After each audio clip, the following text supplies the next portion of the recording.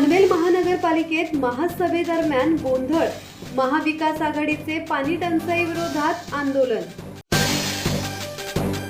पनवेल महानगरपालिकेच्या महासभेदरम्यान मोठा गोंधळ उडाल्याचे दृश्य पाहायला मिळाले।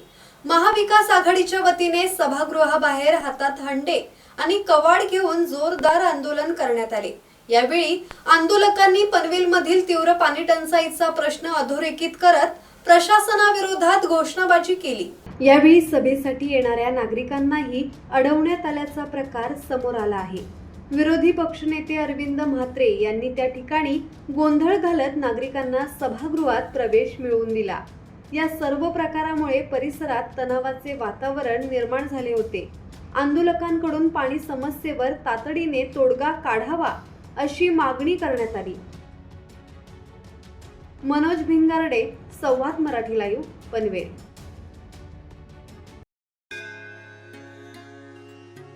श्री गणपती संस्थान महड, तालुका खालापूर, जिल्हा रायगड। श्री वरद विनायकाच्या भक्तांसाठी भक्त निवासाची सोय, स्वच्छता आणि 24 तास गरम पाणी, सीसीटीव्हीची नजर। आगाऊ नोंदणीसाठी संपर्क करा 021 92 26 69 12 72 76 47 38 54।